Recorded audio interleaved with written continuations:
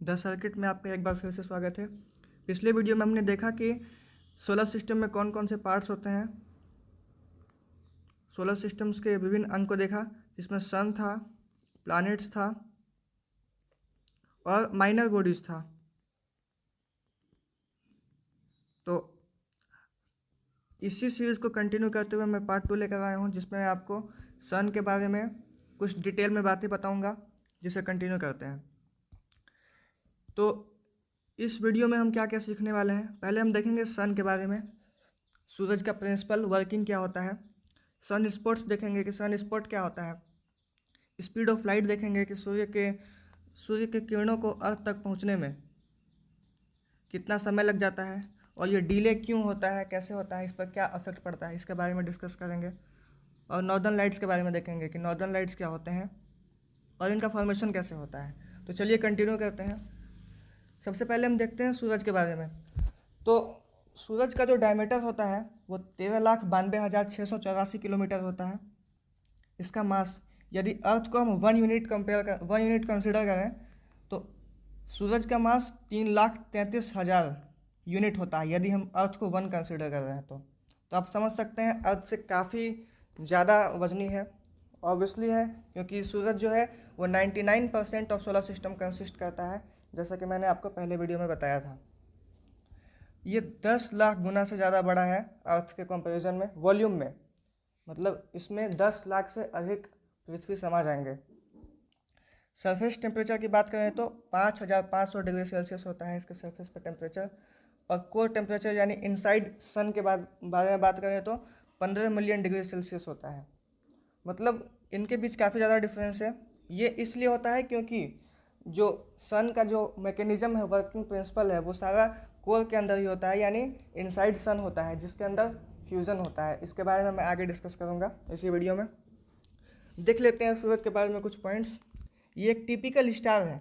यदि बात करें तो सूरज का सेम वही मैकेनिज्म है, वर्किंग प्रिंसिपल है, जो कि अदर स्टार्स का होता है। इसलिए हम सूरज को भी स्टार कंसिडर करते हैं।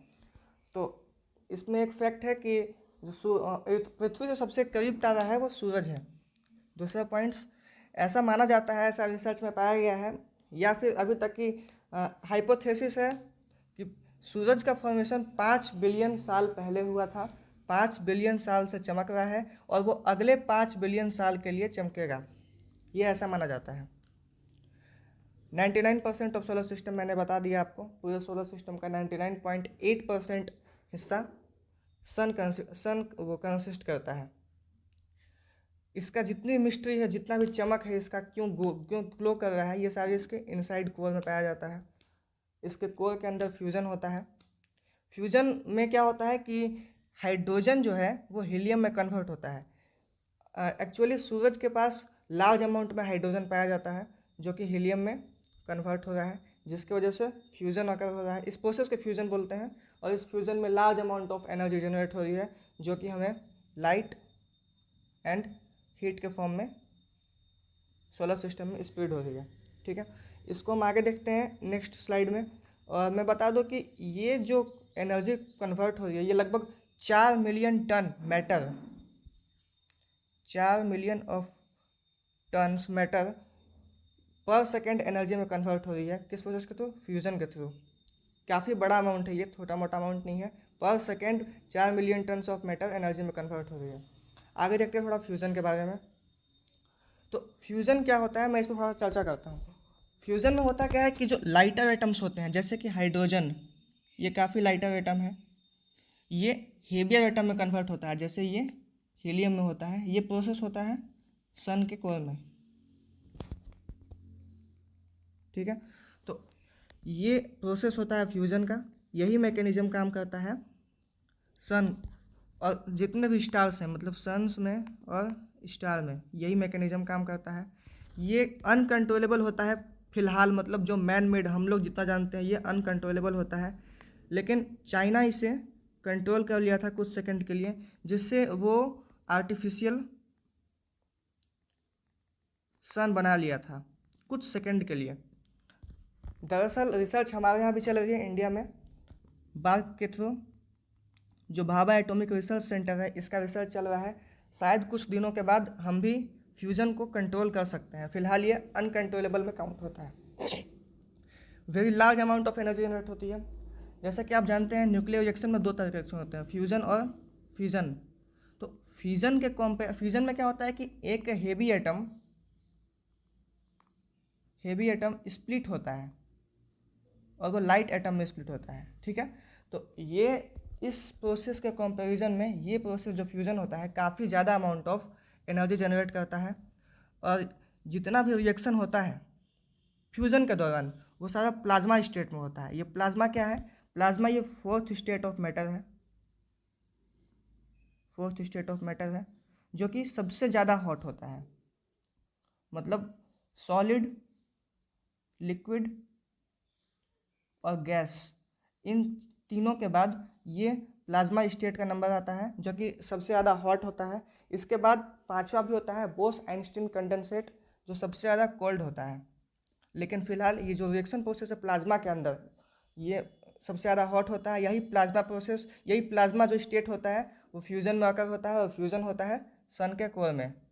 तो आप समझ गए होंगे। मैं एक बार फिर से ब्रीफ समझा देता हूँ कि सन के कोर में फ्यूज़न होता है जिसमें लाइटर एटम्स जो होते हैं वो हेवियर एटम में कन्वर्ट होते हैं। जो हाइड्रोजन है सन का वो हीलियम में कन्वर्ट होता है। इसका मैकेनिज़्म ये होता है कि जो हाइड्रोजन जो है, मान लीजिए H और H2 कन्वर्ट हुआ, ये मिलके हीलियम बनाया, तो ये दोनों मास के कंपैरिजन में ये जो मास होता है थोड़ा कम हो जाता है। ठीक है, तो ये जो मास का डिफेक्ट आया वो एक्चुअल में एनर्जी में कन्वर्ट हो जाता है। और इसकी जो कैलकुलेशन होती है वो आइंस्टीन के मास एनर्जी इक्वेशन से की जाती है, जो कि है E=mc²। तो ये जो इक्वेशन है ये इसी के यूज़ से हम सोलर सिस्टम में जो सन का एनर्जी कितना जा रहा है, या फिर न्यूक्लियर रिएक्शन जो होती है धरती पे हम कराते हैं प्लांट में, उसकी कैलकुलेशन की जाती है। आगे देखते हैं सन स्पॉट्स क्या होता है। तो इस टाइप के स्पॉट्स देखे जाते हैं कभी कभी सन के ऊपर। इसका मुख्य कारण क्या है कि जो मैंने बताया आपको कि सन का जो टेम्परेचर होता है, सरफेस टेम्परेचर, वो 5500 डिग्री सेल्सियस होता है। लेकिन कुछ जगहों पर 2000 डिग्री सेल्सियस के आसपास जब कूलर हो जाता है, ठंडा पड़ जाता है, वहाँ की ज़मीन कह सकते हैं, जो भी सरफेस है वो अगर 2000 डिग्री सेल्सियस कम हो जाती है वो 5500 के तुलना में, तो इस टाइप के डार्क स्पॉट्स नज़र आते हैं।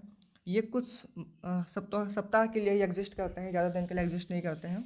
Only for few weeks they exist and इसके बाद ये गायब हो जाते हैं। इसका मेन काउज होता है, मेन काउज की बात करें तो इसका सन की मैग्नेटिक फील्ड। सन की बहुत ज़्यादा मैग्नेटिक फील्ड होती है। अब सन के मैग्नेटिक फील्ड के बारे में मैं नेक्स्ट वीडियो में डिस्कस करूँगा कि मैग्नेटिक फील्ड कैसे होता है, क्या होता है, इसका इफेक्ट क्या पड़ता है। ठीक है, आगे देख लेते हैं हम लोग स्पीड ऑफ लाइट के बारे में। तो सन से पृथ्वी इतना दूर है कि यहाँ की लाइट पहुँचने में पृथ्वी तक 8 मिनट का समय ले लेती है। तो 8 मिनट का डिले होता है पहुँचने में किसी भी लाइट को। इसका एक एग्जांपल है, मान लीजिए यहाँ पे कुछ एक्टिविटी होती है, मान लीजिए यहाँ कोई डांस कर रहा है, तो इसका जो लाइट है यहाँ पहुँचने में 8 मिनट का समय ले लेगा। यहाँ बैठा हुआ जो आदमी है वो इसको 8 मिनट बाद देखेगा। ठीक है, तो इससे एक कंक्लूज़न निकलता है कि हम भी जो सन को देख रहे हैं वो लाइव नहीं है। ये लाइव नहीं है। लाइव का मतलब ये हम लाइव नहीं देख रहे हैं, इसको लगातार नहीं देख पा रहे हैं, ये लैग हो रहा है, डिले हो रहा है 8 मिनट का। तो यहाँ कोई भी एक्टिविटी अगर की जाती है तो यहाँ पे हमें 8 मिनट बाद दिखेगा। इससे टाइम ट्रेवल का कॉन्सेप्ट बनता है। हालांकि ये बहुत छोटा माइनर टॉपिक है जिसमें मैं टाइम ट्रेवल के बारे में बता रहा हूँ, मतलब विजुअली देखा जा सकता है। जैसे हम यहाँ जो भी देखेंगे पृथ्वी पर से वो 8 मिनट पुराना दिखेगा।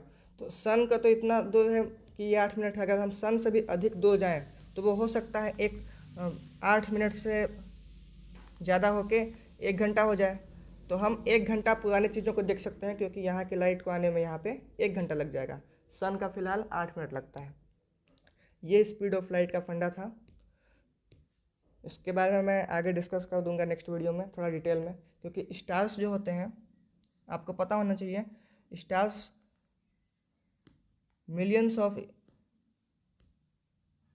लाइट ईयर दूर है।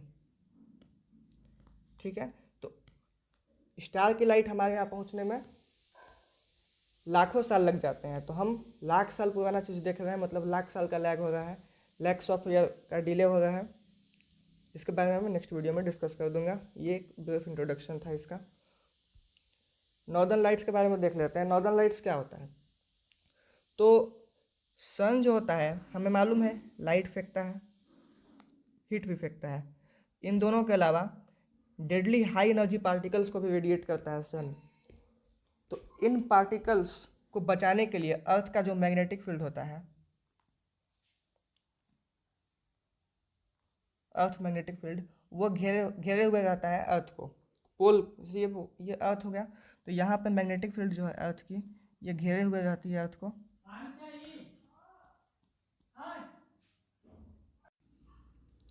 तो सन से आने वाली हार्मफुल जो डेडली किरण है उसको रोकता है। लेकिन कभी कभी क्या होता है कि इतना ज़्यादा विंड प्रोड्यूस होता है, जिसको सोलर विंड बोलते हैं, इतना ज़्यादा कभी कभी प्रोड्यूस होता है कि ये मैग्नेटिक फील्ड को चीरते हुए अंदर की ओर प्रवेश करती है, जिसमें ऑरोरा का फॉर्मेशन होता है। ऑरोरा क्या होता है?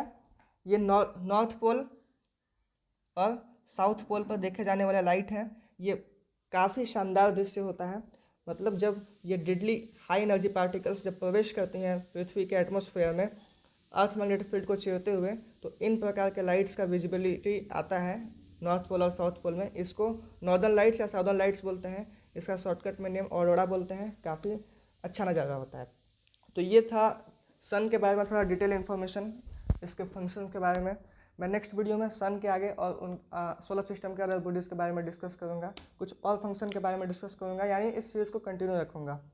तो यदि आपको वीडियो पसंद आया तो आप वीडियो को लाइक कीजिए और अपने चाहने वाले के पास शेयर कर लीजिएगा जो इस तरह के वीडियो को देखता है। आपका कोई सुझाव हो तो आप सजेस्ट भी कर सकते हैं कमेंट में, मैं उस टॉपिक पे वीडियो बना दूँगा। धन्यवाद।